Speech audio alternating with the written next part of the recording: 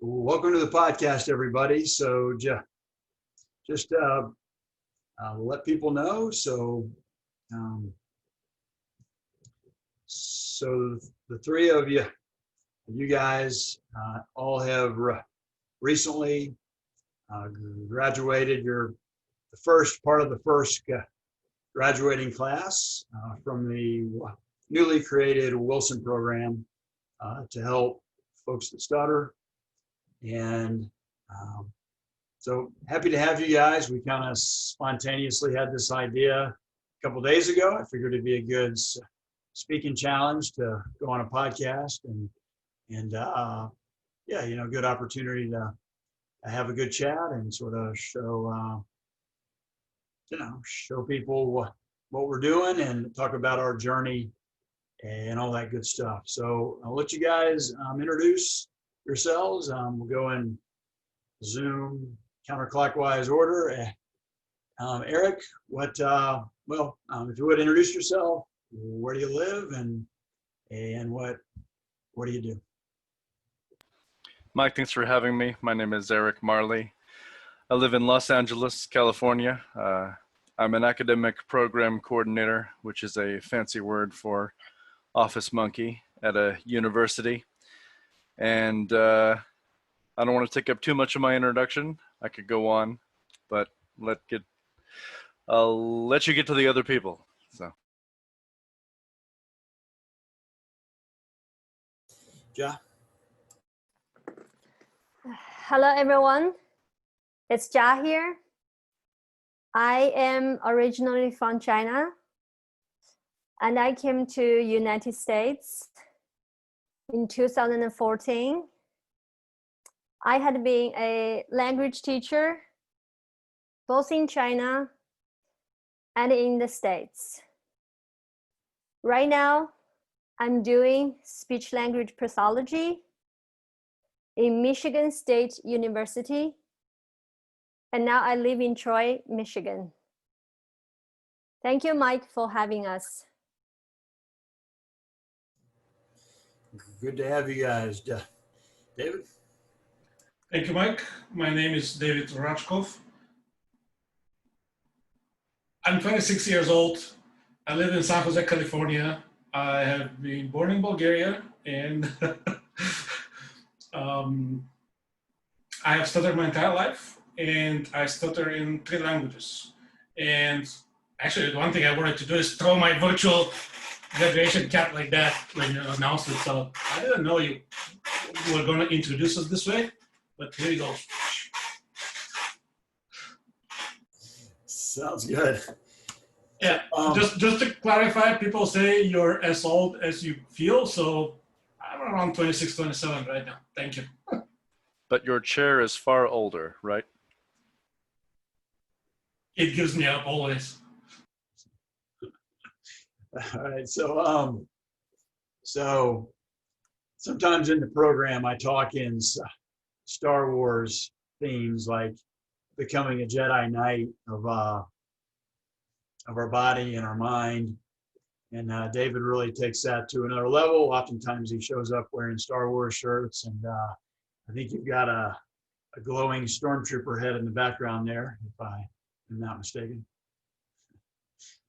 Yes, it is. Thank you very much, Mike. And it's Wi-Fi, Alexa-enabled Wi-Fi stormtrooper. Nice. That's awesome. So yeah, guys.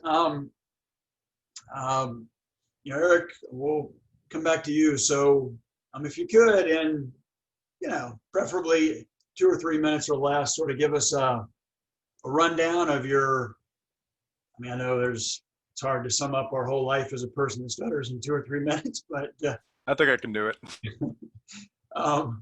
Your journey and kind of where you're at now with things and all that good stuff. Yeah, so I've stuttered, I think, as long as I've been able to speak. I was taken to speech-language pathologists at the local Portland State University. I grew up in Portland, Oregon. Lots of young women trying to get me to do things like pretend I was a snowman so that I would learn to relax every muscle in my body. I remember my cousin bringing me a Bart doll, like Bart Simpson, as a reward for doing such a good job with my speech language classes.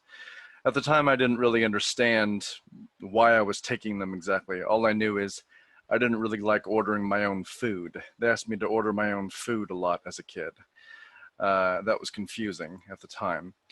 And I remember somebody telling a story about how they came to our group of friends in the 5th grade, and I was playing some character in a pretend sort of cowboys and Indians, but taken to a whole new level with a plot and characters, and I was playing a lot of those characters. And they said, is he stuttering like that? They leaned over to somebody and they said, is he talking like that?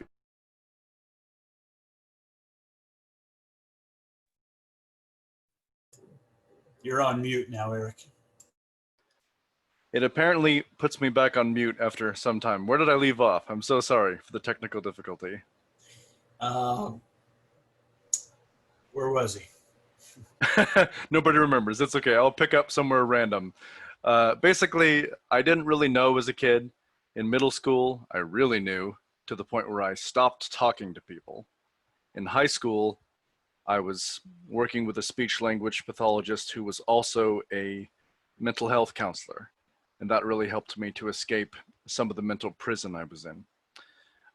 Since then, I've sort of stuttered and not cared. Interestingly enough, since the Mike Wilson program, where I've had a lot more ease with my speech, and I should be doing more intentional stuttering than I am right now, maybe, but I'm not, because I only have 2-3 minutes. I've found that I screw up my words a lot more that have nothing to do with a stutter. So I'm experiencing what normal people experience all the time, which is word chaos.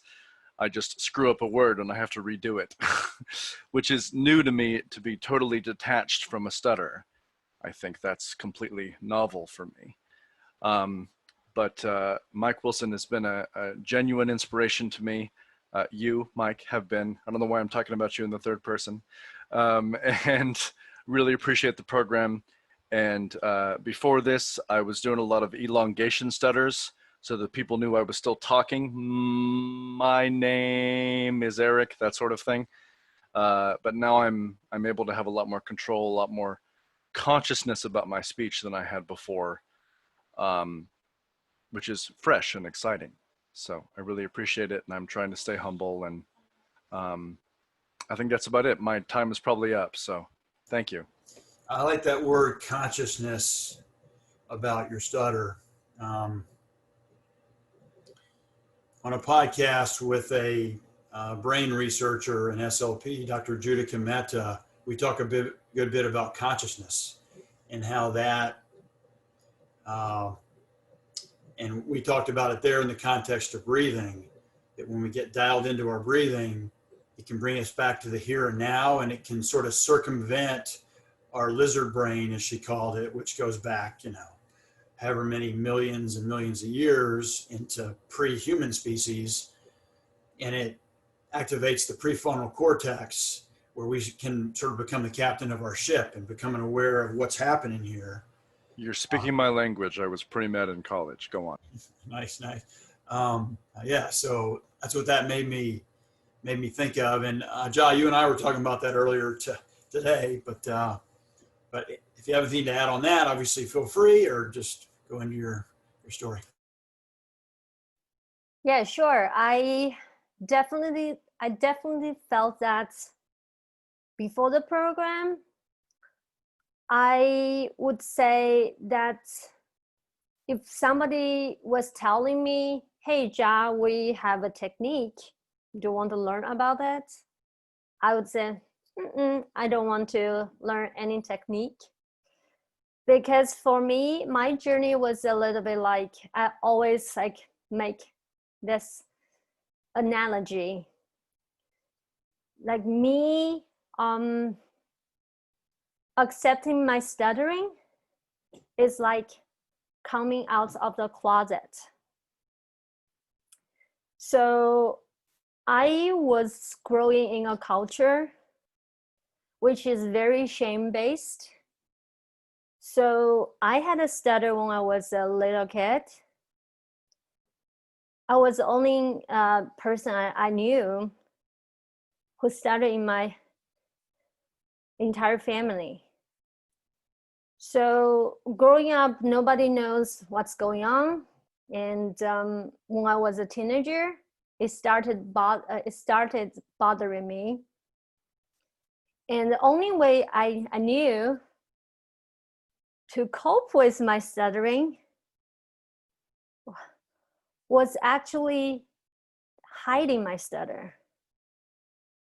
So for the longest time, even my closest friends or my parents, they didn't even know that I struggled every single time I opened my mouth.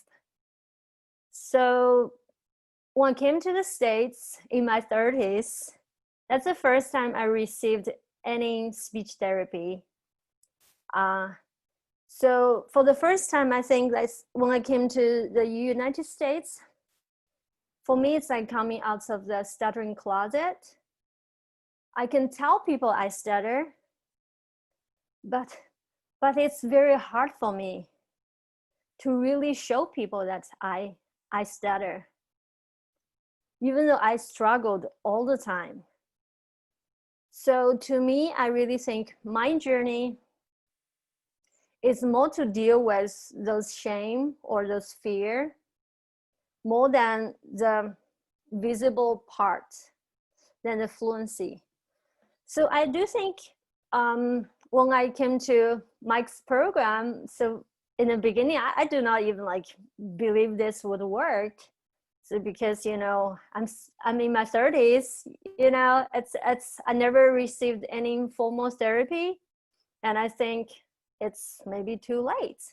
But I do think like mentally, because of the years of the things, what I'm doing, you know, to engage in the stuttering community or to seek help. And going back to graduate school for me to become a speech-language pathologist, I think it doubts the emotional part that I can tell people, oh, you know, this is my problem and I'm not hiding from it. So I think that's why your technique works really well on me, because I would say I'm mentally ready for that. Because I think I accept my stuttering to an extent, that this technique actually helped me even accept my stuttering even more. So that's the beauty of it. Sorry if I talked too much.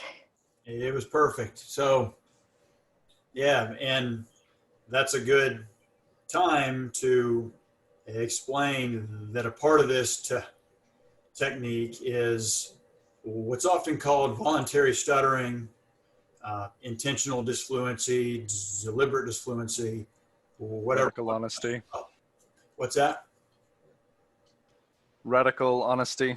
Radical honesty. Yes, that's what I like to call it. You know, because the stuttering mindset, and Jia, what you described, wanting to hide it, I know from multiple, you know, Chinese stuttering friends that I have no doubt that there was even more cultural pressure in China, no doubt, than there was in the US. But those of us, I mean, David grew up in Bulgaria, Eric and I grew up in the US, we all felt that urge to hide it, to not be the person that stutters. And so that's nothing unique, but perhaps from what I hear, even more intense in more traditional cultures where, you know, being different like that is not as tolerated. At least it wasn't historically. And, you know, I mean, no cultures were very tolerant of differences not very long ago. This is a new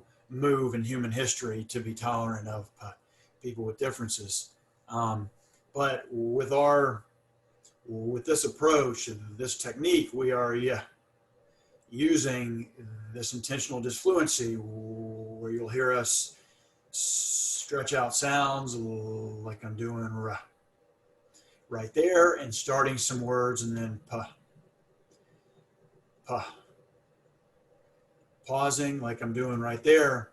And part of that, I mean, that's our technique. So we're practicing it for one, but from a psychological standpoint and a social standpoint, we are intentionally showing people that I am not a normal fluent speaker.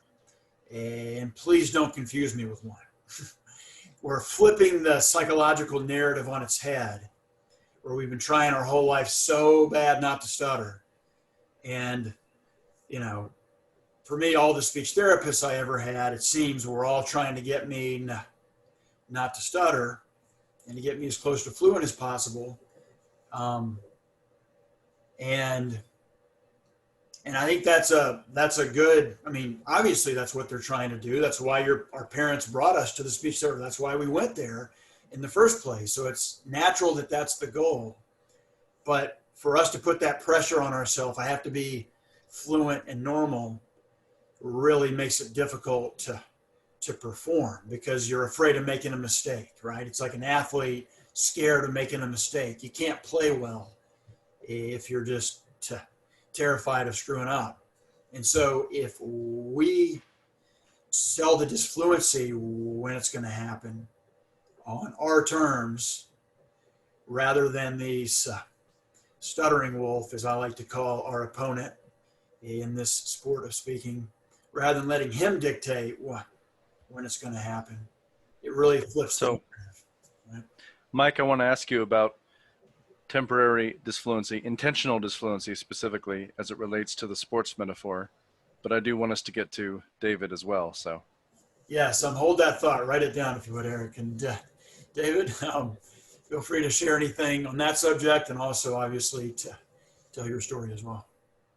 Thank you, Mike. So my story is kind of short. I don't remember ever being to speech therapy for my stuttering. And I also didn't know anybody who stuttered. And I mean by I didn't know somebody who, like acquaintance, classmate, friend, coworker, or anything like that. I never had contacts, which is weird. Whether I was avoiding them, I don't think so. Just I have no memory of that ever happening. So it was also kind of disappointing. A few years ago, actually a few years ago, I decided to check with a speech language therapist whether I could do something about my stuttering. And her answer was pretty straightforward, and kind of actually was not straightforward, but it was disappointing. And kind of I was left to feel that I'm a little bit too old to do that, which is very, very disappointing. But as far as with my journey with stuttering is, I have never fully faced it. I was always outgoing, and you would see me. I was telling Matthew when I was teenager, my young teenage years, I would breakdance with a friend of mine. So I'm going to be in the center breakdancing. Then I did martial arts for many years.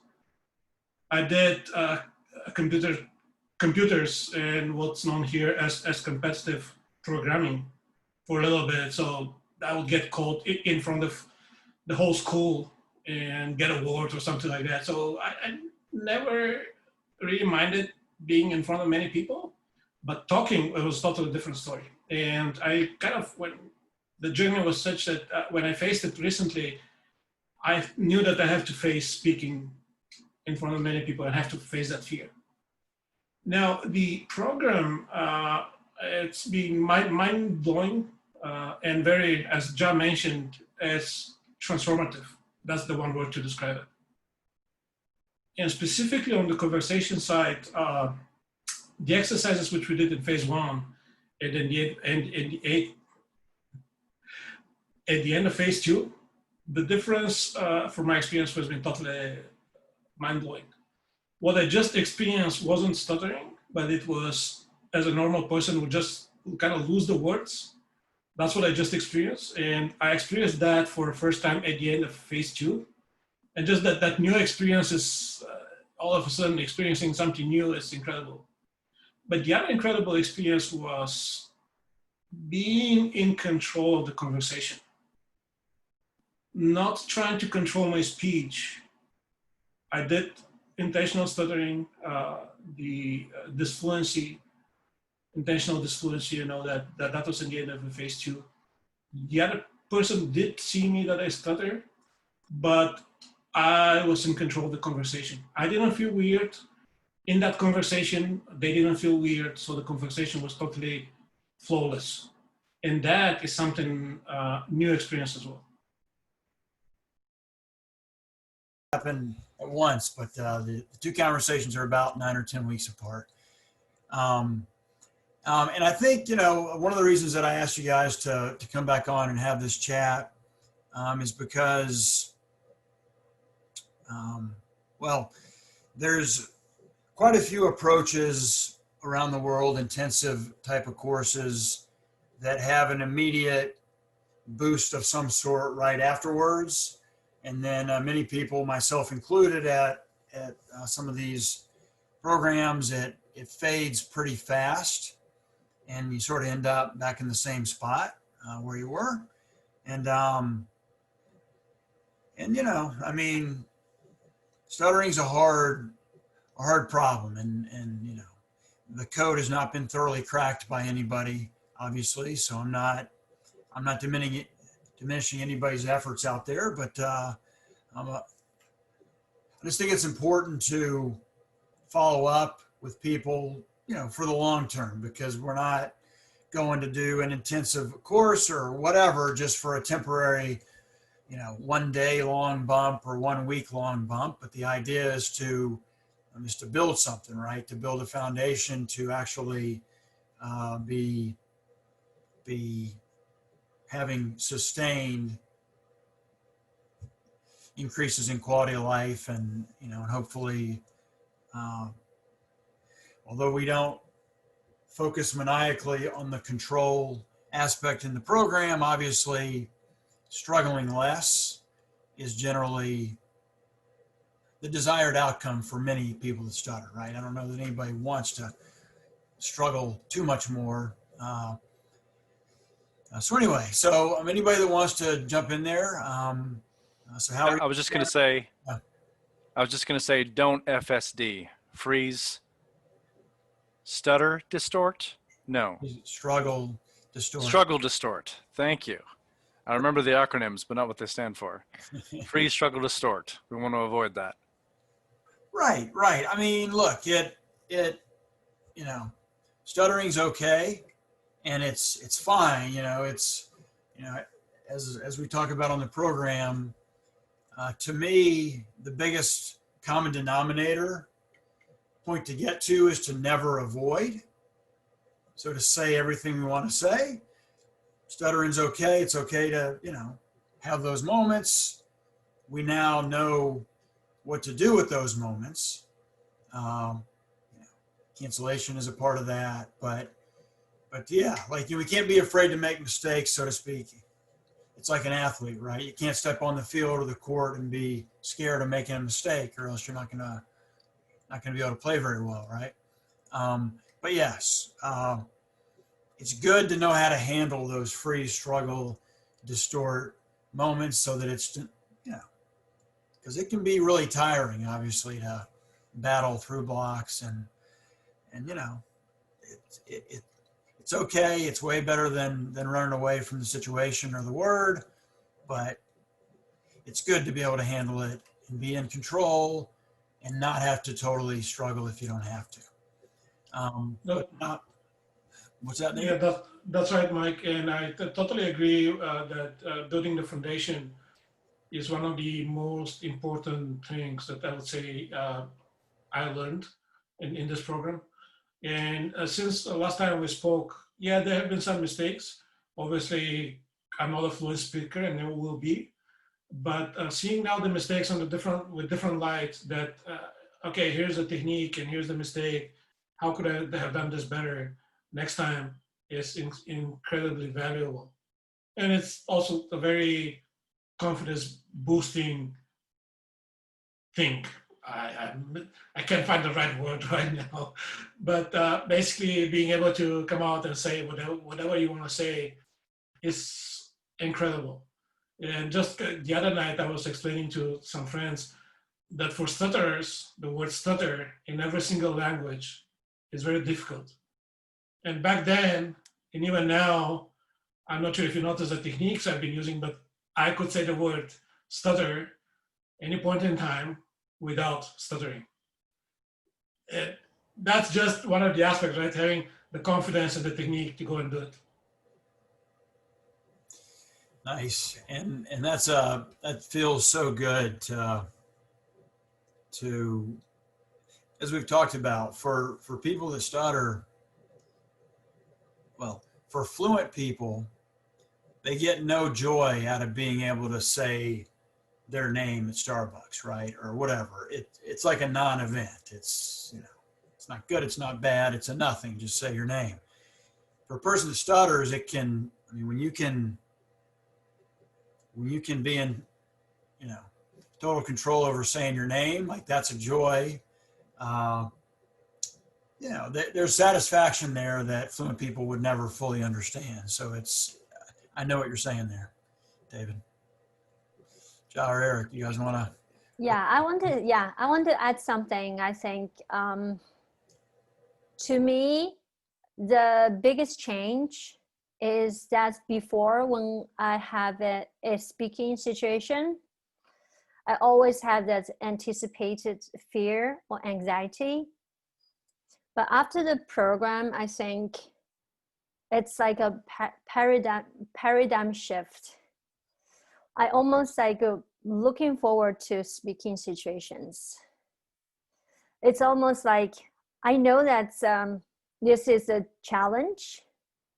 And also, I think because of the practice of this technique, you kind of know that this is a challenge, but it's not that challenge is too beyond your ability. That's what traumatized you, but it's more like an achievable challenge. So I really like this. And now I kind of understand, like Mike, you were mentioning, like Ja, I sometimes envy you guys at this low at this point, like before, because you were saying the lower position you were actually, you know, when you make progress, you will feel like bigger sense of achievement. So yeah, that's my change. It's just like I have confidence, and I see the things that I used to be so afraid of. Now it's more like a chance to grow. Yeah, definitely. I think that the challenge, when you were mentioning the challenge, what is missing right now, I think for me and for most of us, I will take the liberty of suggesting that we all probably feel the same way, but there's a whole lot less of fear in that situation. And once there's a fear, any challenge doesn't look that big anymore. Right. It's like we're turning the fear into excitement.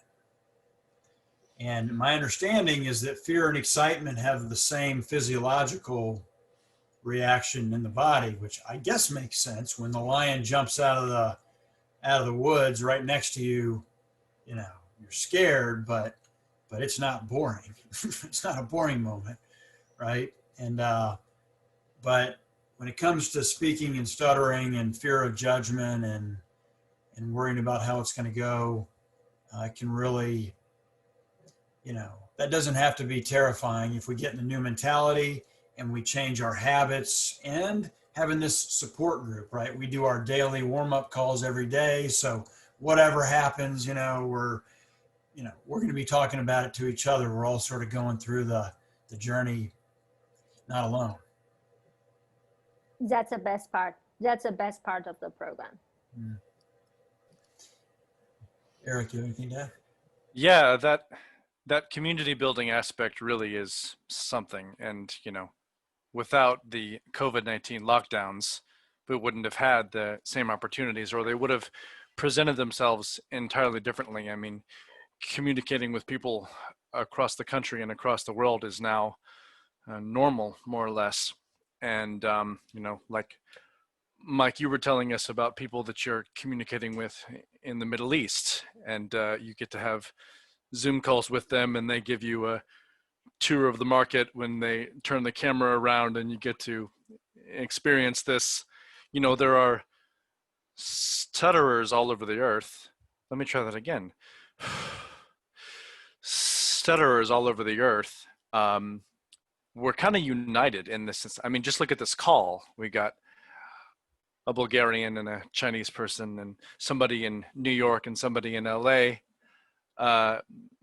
And we're all on the same Zoom call together. And this is such a unique opportunity that we would have never had had the world not restructured itself around this crisis, or perceived crisis, however you would like to look at it.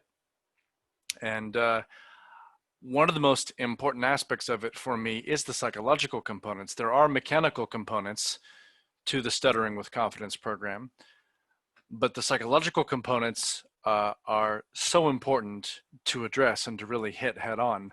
I remember having an early conversation with Jias where I said I would often sort of try and convince myself that I didn't have a stutter. I would try to get into character, and that character was a person who does not stutter. Because I noticed when I did acting or voices or accents that my stutter would often kind of reduce a little bit, at least temporarily, because there was an added rhythm to my speech suddenly. And so I would say, what if I could just sort of subconsciously convince myself that I didn't have a stutter? What then? And I remember, you know, I did stand-up comedy here in the LA area a few times, because so much of my training up to this point around trying to get over my stutter or past it or to live with it has been the psychological component of that prison that stuttering builds around you. And so much of my efforts have been, well, I'm just gonna go and speak in front of strangers into a microphone, and I'm gonna stutter and I'm gonna not care. But sometimes I wouldn't stutter, and my heart would start beating so fast. I was like, oh man, am I over my stutter? What's this new utopia that I've stumbled upon? But so much of this program, I think, is about acceptance and about looking at ourselves as imperfect creatures and being okay with that, and resisting time pressure, and sort of letting the world come to us, looking people in the eye and establishing that firm human contact that lets the other person know everything is going to be okay. And I think what Jias told me is, why would you want to pretend that you weren't a person who stutters? What's wrong with a person who stutters? And I said, I don't know, because there isn't anything wrong with a person who stutters. You're on mute, Mike. Nice. Well said. I think it's, well, to a large extent, almost all people that stutter, you can't say all, but almost all of us developed a real thorough dislike of stuttering in childhood. And we all at some point started trying hard not to stutter, right? And I mean, I know for me, it was in the 6th grade when I first was made fun of. And that's when I remember starting to care about my stuttering and started trying really hard not to stutter. And pretty quickly, I could barely get a word out within a year or so of that. And so when we reverse that psychology and we get into that proclaim it from the rooftops mentality, hey, I'm not a normal fluent speaker. You know, we use you could call it voluntary stuttering, deliberate disfluency, whatever you want to call it, but we are intentionally showing people, like I'm doing right now, where you hear me stretching out sounds, and then here I'm starting words and then pausing and then saying the word. We are showing people, please do not confuse me with a normal fluent speaker. So we're completely reversing that mentality of us trying to fool people, right? And trying to walk around and be perceived as the fluent person. And I know what you're saying, Eric, that feeling in the back of your mind, maybe one of these times we're just going to open our mouth and for the rest of our life we'll just talk like we can when we're alone, that sort of thing. Most of us that stutter don't stutter when we're alone, some people do, but it's rare. So yeah, I do. You do, Eric? Yeah. Yeah, I do. And I even stutter when I'm alone and when I'm angry. Like I'll stutter on curse words when I'm alone, talking to no one. That's awesome. That's classic. It's, there's a lot of variability, as we know, with stuttering from person to person and situation to situation. But David or Jai, have you guys experienced that, whether it's since you joined the program or earlier in life, that process of going from not just externally trying to hide your stutter from the world, but almost denying it to yourself, or just feeling like, why do I have to be this person that stutters? I'm not. It's a real internal battle sometimes, I feel like. Yeah, I'm a little bit different in that aspect probably than others, probably because I'm kind of old already. So I really never had big problem with stuttering in front of other people.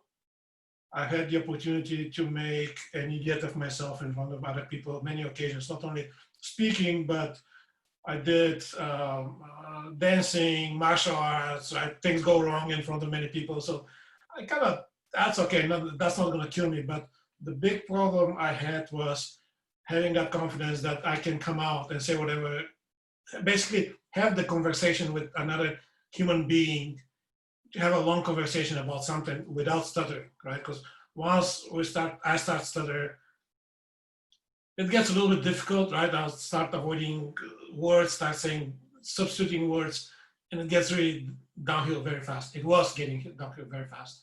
And one thing that I experienced in the program immediately after that is just the basic ability to have a conversation with another person, right? And I felt like I'm in control of the conversation, right? We had back and forth, we're talking. I was intentionally stuttering, right? All those hit and holds, block releases, I did that. But we had a nice exchange. And I don't remember, and my focus wasn't on me stuttering, when I'm gonna stutter next or which word I should say, but just the basic exchange, right? And focuses was on the conversation.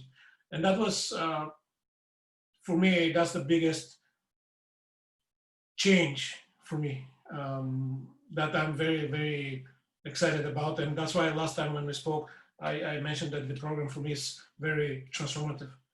Just being able to come out and just talk and say whatever you want to say.